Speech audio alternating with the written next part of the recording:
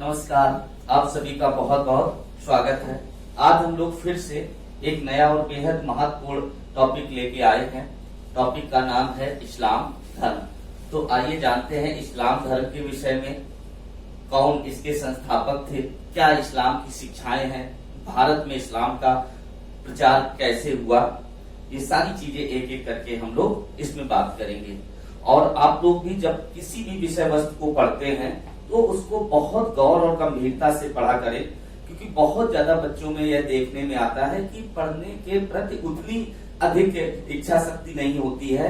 कोई video 2 minute देखा गया, कोई 3 मिनट देखा गया। अगर आपको आगे आने वाली परीक्षाओं में अच्छा परफॉर्म करना है तो आपको किसी चीज में लगना पड़ेगा, बहुत अच्छे से उसको देखना पड़ेगा। क्योंकि अगर कोई व्यक्ति पढ़ाने के लिए इतनी तैयारी करता है तो आपको लास्ट तक उस वीडियो को देखना चाहिए, क्योंकि अंत तक उसमें प्रश्न मिलते हैं। अगर बीच में छोड़ दिया, कोई महत्वपूर्ण प्रश्न पीछे आया, वह छूट गया, इसके बाद हम ये सोचते एग्जाम के समय सारा कुछ पढ़ लेंगे, यह संभव नहीं होता है। तो हम लोग शुरू करते हैं, आगे बढ़ते हैं, बात करते हैं। ये वो सारे प्रश्न है न सिर्फ आपके लिए बल्कि जो भी आने वाली भावी पीढ़ी है उस सब के लिए बहुत ही महत्वपूर्ण है। तो सबसे पहले जब हम इस्लाम की बात करते हैं तो इस्लाम आया कहाँ? बात यहां से शुरू होती है कि अरब देश की बात है। अरब देश में 570 ईस्वी में, ये डेट भी याद रखना होगा, ये ईसा पूर्व नहीं है, 570 ईस्वी में एक व्यक्ति जन्म लेते हैं। उनका नाम होता है मोहम्मद साहब। मोहम्मद साहब का जन्म होता है 570 ईस्वी में। मोहम्मद साहब के जन्म के बाद आगे की चीजें शुरू होती हैं। मोहम्मद साहब जी के पिताजी का नाम अब्दुल्ला था, उनकी माता का नाम अमीना था और इनकी पत्नी का नाम खदीजा था। खदीजा था इनकी पत्नी का नाम। और 25 वर्ष की आयु में एक विधवा स्त्री जो खदीजा थी, उनसे इनका विवाह हुआ। जब इन्होंने खदीजा से विवाह किया, वहीं से विवाद शुरू हो गया। क्योंकि इस्लाम और अन्य धर्म भी, अगर आप पुराने समय में बात करें तो ये विधवा विवाह को मान्यता नहीं देते थे। तो जब मोहम्मद साहब ने खदीजा से विवाह किया, यहीं से मोहम्मद साहब का विरोध प्रारंभ हो गया। उनकी आयु तब 25 वर्ष हुआ करती थी। खदीजा से विवाह के बाद मोहम्मद साहब तमाम तरह के ज्ञान प्राप्ति के लिए जगह जगह भ्रमण करने लगे। बहुत ध्यान लगाया इन्होंने और 610 ईस्वी में, गौर करें, 570 ईस्वी में इनका जन्म होता है। 610 ईस्वी में मक्का के पास ही एक हीरा नामक गुफा है, उसमें इन्हें ज्ञान की प्राप्ति हुई। जब इन्हें ज्ञान की प्राप्ति हुई तो इन्होंने जो कुछ इससे हासिल किया था उसके प्रचार प्रसार में ये लग गए। उस समय अरब में बहुत छोटे छोटे कबीले हुआ करते थे जो आपस में ही लड़ा करते थे, आपस में झगड़ा हुआ करता था। जब मोहम्मद साहब को ज्ञान प्राप्त हुई, ज्ञान प्राप्त के बाद ये उन कबीले के लोगों के बीच में गए, उन्हें समझाने की कोशिश किया। उन्होंने कहा कि आप आपस में लड़ते क्यों हैं? सबका ईश्वर एक है, ईश्वर अनेक नहीं है, उसे बुलाने के नाम अलग अलग हैं। तो जब मोहम्मद साहब ने यह बात कही तो उस कबीले के बहुत सारे लोगों ने इनका विरोध किया। क्योंकि हमारे यहाँ कुछ स्थापित धारणाएं होती हैं, लोग अगर बुराइयां भी हैं तो उन बुराइयों को भी वो सही मानते हैं जब परंपरा में आ जाता है। जैसे कि जब इन्होंने विधवा स्त्री से विवाह किया 575 ईस्वी, 570 के बाद 25 साल बाद इनकी 595 ईस्वी में इनका विवाह हुआ, तब इस विधवा विवाह का भी विरोध किया कि एक विधवा स्त्री से विवाह हुआ। ऐसे ही जब कोई कुरीतियां होती थी तो वो परंपराओं का रूप ले लेती थी, लोग उन्हें सही मानते थे। तो जब इन्होंने कहा कि आपस में क्यों झगड़ते हैं, सबका ईश्वर एक है, तो कुछ बुद्धिजीवी वर्ग था जिसने इनकी बात को माना, तो कुछ इनके विरोध में भी आ गए। तो जब इनके विरोध में आ गए, इनका विरोध इतना बढ़ा कि 622 ईस्वी में इन्हें मक्का छोड़ना पड़ा। क्योंकि ये इस तरह की शिक्षा देते थे कि सब आपस में मिल के रहो, आपस में मेल जोल करिए, सबका ईश्वर एक है। तो जो वो लोग थे कट्टरपंथी, जो पुरातन पंथी परंपरा को मानने वाले थे, उन्होंने कहा कि ये व्यक्ति तो हमारे परंपराओं से छेड़छाड़ कर रहा है। तो इनका इतना विरोध हुआ कि 622 ईस्वी में इनको मक्का छोड़कर मदीना के लिए प्रस्थान करना पड़ा। मक्का से इन्हें बाहर जाना पड़ा। और यही मक्का जब इन्हें छोड़ना पड़ा तो इसे इस्लाम में हिजरत कहा जाता है। और इनके इसी काल से 622 ईस्वी से हिजरी संवत का प्रारंभ होता है। तो बहुत ही महत्वपूर्ण क्वेश्चन बनता है कि हिजरी संवत का प्रारंभ कब होता है। कभी कभी तो 4 धर्म लिखे होते हैं, उससे संबंधित डेटें लिखी होती है, एक दूसरे के साथ मैच कराना होता है। तो ये बहुत ही महत्वपूर्ण तिथि है। हिजरी संवत वाली 622 ईस्वी में शुरू हुआ। कब हुआ? जब मोहम्मद साहब को मक्का छोड़कर मदीना जाना पड़ा। इसके बाद भी चीजें खत्म नहीं होती हैं, चीजें आगे बढ़ती हैं। अब ये मक्का से मदीना पहुंच गए। इधर इनकी शिक्षा का काफी प्रचार प्रसार हो गया था, बहुत सारे लोग इनको मानने लगे थे। तो वो लोग इनके विचार को आपस में प्रचारित और प्रसारित कर रहे थे। इसी बीच मोहम्मद साहब की पुत्री होती है, और मोहम्मद साहब की जो पुत्री है फातिमा, ये नाम भी पूछा जाता है। मोहम्मद साहब अपनी पुत्री का विवाह अली हुसैन से करते हैं। ये अली हुसैन मोहम्मद साहब के दामाद हैं। मोहम्मद साहब अली हुसैन से अपनी पुत्री का विवाह करते हैं। इनके विवाह के बाद मोहम्मद साहब के साथ होता क्या है कि मोहम्मद साहब की शिक्षाओं के कारण इनका विरोध बढ़ता चला गया, और यहाँ मदीना में भी मोहम्मद साहब की मृत्यु हो जाती है। 8 जून 632 ईस्वी की बात है। उम्र बढ़ चुकी थी, तो 8 जून 632 ईस्वी में मदीना में जो है मोहम्मद साहब की मृत्यु हो जाती है, और मदीना में ही इनको दफना दिया जाता है। मोहम्मद साहब ये भी कहते थे कि ईश्वर एक है, और किसी मूर्ति की पूजा इस्लाम धर्म में वर्जित है। आज भी आप देखते होंगे कि कोई मूर्ति पूजा इस्लाम में नहीं होती है। जहां मस्जिद में नमाज अदा की जाती है, वहां पश्चिम की ओर मुंह करके ये नमाज अदा करते हैं, और वहां एक बड़ी सी दीवार खड़ी होती है। पश्चिम का मतलब मक्का की ओर मुंह करके ये नमाज पढ़ते हैं, और सब एक साथ बैठते हैं। तो किसी तरह की मूर्ति पूजा वहां पर वर्जित थी। सिर्फ मक्का की ओर मुंह करके जो है सब नमाज अदा करते हैं। जो बहुत अधिक इस्लाम के मानने वाले हैं, वो दिन में 5 समय की नमाज पढ़ते हैं। नमाज का मतलब उनका प्रार्थना है, पूजा पद्धति है। इसके बाद जब मोहम्मद साहब की मृत्यु हो जाती है 632 ईस्वी में, तो मदीना में ही इनको दफना दिया जाता है। लेकिन इनकी मृत्यु के बाद जो इस्लाम है वह 2 मतों में विभाजित हो गया। एक मत सुन्नी कहलाया और दूसरा मत शिया कहलाया। अब देखिए ये सुन्नी कौन थे? ये सुन्नी वो लोग थे जो पैगंबर हजरत मोहम्मद साहब की शिक्षा और उनके विचारों में विश्वास रखते थे। यह लोग क्या कहलाए? सुन्नी कहलाए। उसी तरफ दूसरे लोग वे लोग थे जो हजरत मोहम्मद साहब के जो दामाद थे अली हुसैन, इनकी शिक्षाओं में विश्वास रखते थे। तो इन दोनों के बीच में द्वंद्व रहता था। हजरत मोहम्मद साहब के समर्थक और उनके दामाद अली मोहम्मद के समर्थकों के बीच द्वंद्व रहता था। हजरत साहब के समर्थक सुन्नी कहलाए, ये सुन्ना में विश्वास रखते थे। सुन्ना का मतलब पैगंबर मोहम्मद साहब की जो शिक्षाएं थी उन्हें सुना था और उन्हीं को आदर्श मानते थे। जबकि जो शिया लोग थे वो अली की शिक्षाओं में विश्वास रखते थे। अब यहाँ भी बड़ी महत्वपूर्ण बात आती है कि हुआ क्या था इनके मोहम्मद साहब और इनके दामाद अली हुसैन के बीच में। हुआ यूं था कि जो इनके दामाद अली हुसैन थे, जब ये 2 पंथों में बटा तो इन दोनों के बीच में कटुता काफी अधिक बढ़ गई, और जो अली थे मोहम्मद साहब के दामाद, इनकी हत्या कर दी गई 661 ईस्वी में। 661 ईस्वी में ना सिर्फ अली हुसैन की हत्या कर दी गई जो मोहम्मद साहब के दामाद थे, बल्कि इन अली हुसैन का जो बेटा था हुसैन, उसकी भी हत्या 680 ईस्वी में कर दी गई। यही शिया और सुन्नी के आपसी झगड़े में।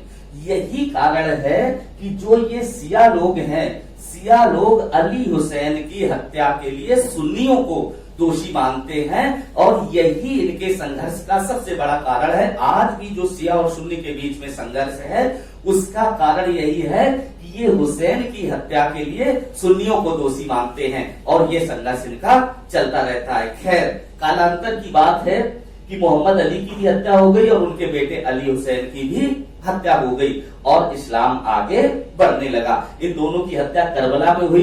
करबला इराक में पड़ता है और वहीं इन्हें दफना दिया गया। इसीलिए आप याद करिए कि जब इस्लाम में ताजिए निकलते हैं तो कहा जाता है कि उन्हें करबला में दफनाया जाएगा। इस हुसैन की मृत्यु पर ही वह शोक प्रकट करते हैं, वही वह त्योहार होता है जो ताजिया वाला, जिसे करबले में दफनाया जाता है।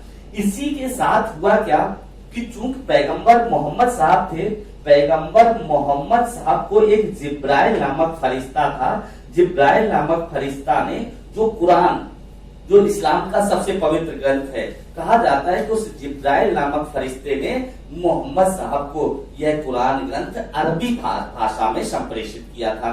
इसे पढ़ने के बाद इसका व्यापक प्रचार प्रसार हुआ। इसके बाद आगे क्या होता है कि यही मोहम्मद साहब जो हैं, जिनका जन्म 570 ईस्वी में हुआ था, इन्हीं का जन्म दिवस ईद ए मिलादुल नबी के रूप में मनाया जाता है। ये भी ध्यान रहे कि ये दो तिथियां हैं, एक ईद ए मिलादुल नबी, एक ईदुल अजहा, ये दोनों अलग अलग हैं। तो ये ईद ए मिलादुल नबी इनका जन्मदिन है जो ईद ए मिलादुल नबी के रूप में मनाया जाता है। इसके बाद क्या हुआ कि जब पैगंबर मोहम्मद साहब की शिक्षाओं का आगे प्रचार प्रसार हुआ तो जो पैगंबर मोहम्मद साहब की शिक्षाओं के मानने वाले लोग थे, वहां पर एक बहुत महत्वपूर्ण पदनाम डेवलप हो गया जिसका नाम खलीफा था। खलीफा, खलीफा का मतलब होता है कि इस्लाम का सबसे बड़ा धर्मगुरु, यानी मोहम्मद साहब के स्वाभाविक उत्तराधिकारी। खलीफा मोहम्मद साहब का उत्तराधिकारी कहलाता था। तो ये खलीफा का पद इस्लाम में सबसे महत्वपूर्ण हो गया। हालांकि आगे चल के वर्ष 1924 ईस्वी में, आप इस डेट को अच्छी तरह से याद रखना, 1924 ईस्वी में तुर्की का खलीफा था कमाल पाशा।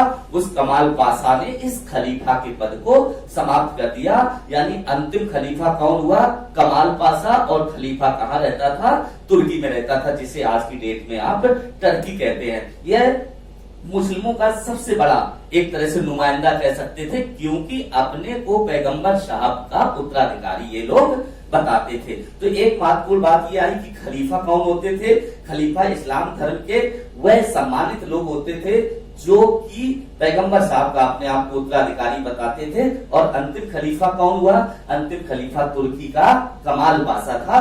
और इसके बाद इसी कमाल पाशे ने इस खलीफा के पद को समाप्त कर दिया। तो यहाँ से खलीफा का पद समाप्त होता है। इसके बाद महत्वपूर्ण बातों की बात आती है कि आखिर इस्लाम धर्म में क्या शिक्षाएं दी गई और भारत में इस्लाम आया कैसे। तो मैं आपको बता दूं, धर्म चाहे इस्लाम हो, चाहे हिंदू हो, जैन हो, बौद्ध हो, कोई और हो, लगभग सभी धर्मों की शिक्षाएं मिलती जुलती होती है और प्रत्येक धर्म लोगों को जोड़ने का काम करता है। कोई भी धर्म लोगों को तोड़ने का काम नहीं करता है। ऐसे ही इस्लाम की शिक्षाएं थी। अगर आप देखिए, इस्लाम ने भी मूर्ति पूजा वर्जित कर दी। इस्लाम में मूर्ति पूजा नहीं होती है। कहीं भी आप देखिए, किसी मस्जिद में आपको कोई मूर्ति नहीं मिलेगी, सिर्फ एक दीवार है, उसी पे की ओर मुंह करके सब नमाज अदा करते। साथ ही साथ जो इस्लाम का बहुत बड़ा एक माइलस्टोन आप कह सकते हैं, इस्लाम भी एक ईश्वर में विश्वास रखता था। उसका भी कहना था कि ईश्वर एक है। साथ ही साथ ऊंच नीच, भेदभाव, छुआछूत, यह इस्लाम में वर्जित है। इस्लाम ऊंच नीच, भेदभाव और छुआछूत में विश्वास नहीं रखता है। यही कारण है कि इस्लाम के मानने वाले लोग जब नमाज अदा करते हैं तो एक साथ जमीन में बैठ के सारे लोग एक ही साथ एक ही तरह से बैठ के नमाज अदा करते हैं। अर्थात ऐसा नहीं कि उसमें कोई महत्वपूर्ण व्यक्ति है तो उसे अलग से कोई सिंहासन दिया जाए। तो यह बात बताती है कि इस्लाम ऊंच नीच, भेदभाव और छुआछूत में विश्वास नहीं रखता है। यानी सभी धर्मों में अगर यह कहा जाता है कि कुछ बुराइयां हैं तो उनमें बहुत सारी अच्छाइयां भी हैं जो हमें देखनी होगी। तो ऊंच नीच, भेदभाव और छुआछूत में भी विश्वास नहीं रखता था, इसे ये बहुत बुरा मानता था। तो चूंकि यह शिक्षाएं बहुत अच्छी थी, इसलिए इस्लाम का प्रचार प्रसार करने के लिए बहुत सारे ऐसे लोग तैयार हो गए जो गीत और अपने भाषण और अपने संदेशों के माध्यम से लोगों को जागरूक करते थे। इस्लाम में ऐसे लोग सूफी संत कहलाए। और प्रत्येक धर्म में प्रचार प्रसार करने के लिए संतों की बड़ी महत्वपूर्ण भूमिका है, चाहे वो हिंदू धर्म हो जहाँ कबीर, रैदास, तुकाराम जैसे संत हुए, चाहे यह इस्लाम हो जहाँ सूफी संत हुआ करते थे। खास बात यह है कि सूफियों का लोग विशेष सम्मान करते थे, क्योंकि सूफी लोग बड़े अमीरों के लोग बीच में नहीं रहते थे, बल्कि गरीबों की झोपड़ी के पास अपना मकान बनाकर रहते थे। और यदि कोई अमीर इनसे मिलने की कोशिश भी करता था तो वह उनसे मिलने से मना कर देते थे, किसी भी हालत में उनसे नहीं मिलते थे। इस कारण सूफियों के लिए गरीबों के मन में एक बड़ा सम्मान था, और सूफी संत जो भी शिक्षाएं देते थे वह गरीब लोग बहुत अच्छे से मानते थे, और उन्हीं के बीच में कुटिया लगा के यह रहते थे। और कभी गीत और भजन के माध्यम से, यानी गीत और गायन के माध्यम से, तो कभी संवाद के माध्यम से यह अपने धर्म का प्रचार करते थे, और लोग उन्हें बहुत अच्छे से सुनते थे।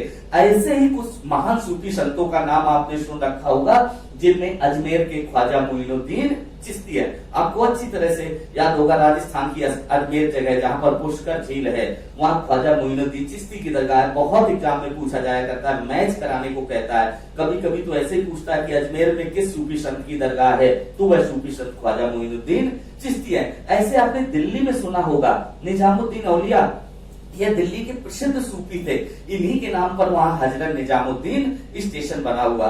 ऐसे आपने पंजाब के बाबा फरीद का नाम सुन रखा होगा, बहुत बड़े सूफी संत थे पंजाब के बाबा फरीद। तो यह सूफी संत थे जिन्होंने इस्लाम के प्रचार प्रसार में एक महत्वपूर्ण भूमिका निभाई। अब महत्वपूर्ण बात यह आती है कि इस्लाम का भारत के लोगों पर क्या प्रभाव पड़ा और इस्लाम का भारत में विस्तार किस प्रकार से हुआ। तो मैं आपको बता दूं कि जब इस्लाम का प्रचार प्रसार भारत में हुआ, भारत के लोगों ने भी उसे जाना। कई विद्वान थे, उन्होंने तो बाकायदे उसका हिंदी में, जो अरबी में लिखी है कुरान, उसको हिंदी में अनुवाद करके और लोगों ने पढ़ा और एक दूसरे की अच्छाइयों को जाना। तो जब इसे जाना तो देखा कि ये धर्म भी भाईचारे में विश्वास करता है, छुआछूत में विश्वास नहीं रखता है, ऊंच नीच में विश्वास नहीं रखता है। तो दोनों धर्मों के लोग एक दूसरे के पास आए, उनके बीच संवाद बढ़ा, उनके बीच आपसी विश्वास बढ़ा, साथ ही साथ एक दूसरे की संस्कृति भी ट्रांसफर हुई। संस्कृति माने सभ्यता भी ट्रांसफर हुई। जैसे इस्लाम के आने के बाद वहां का जो पहनावा था, जो बहुत कुर्ता और पठान सूट टाइप का, वह लोगों ने पहनना शुरू किया। इस तरह जो सभ्यता और संस्कृति है वहां से वह भारत में आई। साथ ही साथ कुछ खान पान, जो विशिष्ट खान पान था, वह भारत में अपनाया गया। जैसे मैं आपको बताऊं, समोसा और कचौड़ी जो आज भारत में बहुत लोकप्रिय है, यह इस्लाम के आने के साथ ही भारत में शुरू हुई। तो जब लोग मिलते हैं आपस में तो एक दूसरे की सभ्यता और संस्कृति को सीखते हैं। तो इस्लाम के आने का भारतीय संस्कृति पर भी बहुत अधिक प्रभाव पड़ा, और भारत के जो सूफी थे और इस भारत के जो हिंदू धर्म के कवि थे और जो इस्लाम के सूफी थे, उनमें एक बहुत तारतम्यता थी। साथ ही साथ यह बताएं कि भारत में इस्लाम कब से प्रचारित और प्रसारित हुआ और कहां से आया। तो माना यह जाता है कि भारत में इस्लाम की शुरुआत सन 712 ईस्वी, यहाँ तक कि आप इतिहास की किताबों में देखेंगे तो कभी 711 लिखा मिलेगा, कभी 712 लिखा मिलेगा।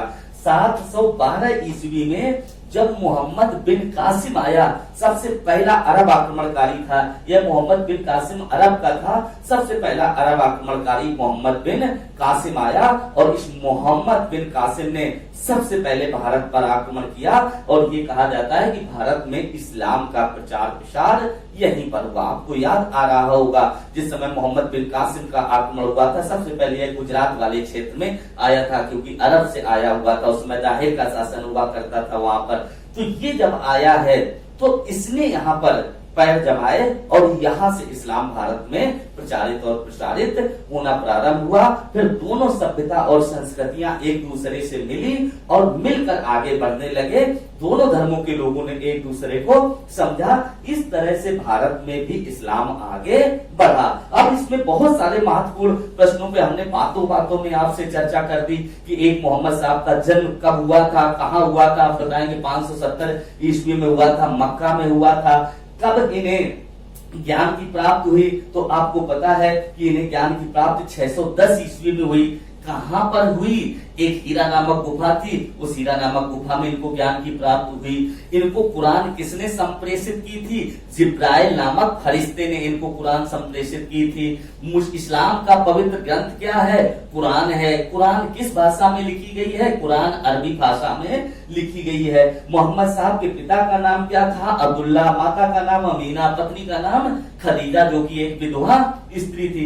इसके बाद 622 ईस्वी में मोहम्मद साहब को मक्का छोड़कर मदीना जाना पड़ा, जो कि हिजरत के नाम से जाना जाता है और इसी से हिजरी संवत चला हुआ है। इसके बाद हम लोग देखते हैं कि आगे बढ़ते हैं, तो 632 ईस्वी में यानी मक्का से मदीना पहुंचने के ठीक 10 साल बाद मोहम्मद साहब की मृत्यु हो जाती है और इन्हें वहीं मदीने में दफना दिया जाता है। इसीलिए आप इस्लाम को देखिए कि जब वो कोई सूफियाना अंदाज में गाने गाते हैं तो कहते मदीने वाले को मेरा सलाम कहना, यानी पैगंबर मोहम्मद साहब के लिए वह अपनी सलामी और अपनी दुआएं करते हैं। इसके बाद आपने देखा पैगंबर मोहम्मद साहब का यही इस्लाम शिया और सुन्नी में विभाजित हो गया। सुन्नी वो लोग थे जो मोहम्मद साहब के दामाद, उनकी शिक्षाओं में विश्वास करते थे और आप जानते हैं कि ये शिया सुन्नी विवाद आज तक चलता रहता है। मोहम्मद साहब का जन्मदिन ईद मिलादुल नबी के नाम से जाना जाता है। और इसके बाद इस्लाम की बहुत महत्वपूर्ण बातें, जहां आप देखिए मूर्त पूजा वर्जित है, छुआछूत, भेदभाव, ऊंच नीच इस्लाम में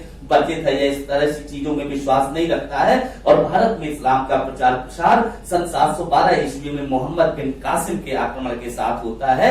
और इस तरह भारत के लोगों ने भी इस्लाम से बहुत कुछ अच्छी चीजें सीखी और दोनों मिलकर आगे बढ़ते रहे। मुझे पूरी उम्मीद है कि इसमें जितने भी प्रश्न हमने आपको बताए हैं बहुत ध्यान से आपने सुने होंगे, बहुत अच्छे से सुने होंगे। मैं यकीन के साथ कह सकता हूं कि अगर आपने वीडियो को ठीक से देखा है तो आगे आने वाली परीक्षाओं में कम से कम इस्लाम धर्म से संबंधित आपका कोई प्रश्न छूटेगा नहीं। साथ ही साथ बौद्ध धर्म तथा अन्य धर्मों से संबंधित जो हमने चीजें बताई हैं वह इसी वीडियो के ऊपर जो आई बटन है वह आप दबा लेंगे तो वो लिंक भी आपको मिल जाएंगे, आप उन्हें भी अध्ययन कर सकते हैं। उम्मीद है आपको वीडियो बहुत पसंद आया होगा। आप लाइक करिए, सब्सक्राइब करिए, अपने मित्रों परिवारीजनों के साथ शेयर करिए, ताकि आने वाले समय में वो भी बहुत बड़ी बड़ी प्रतियोगी परीक्षाएं निकाल के अफसर बन सके। आप सभी को बहुत बहुत धन्यवाद। बहुत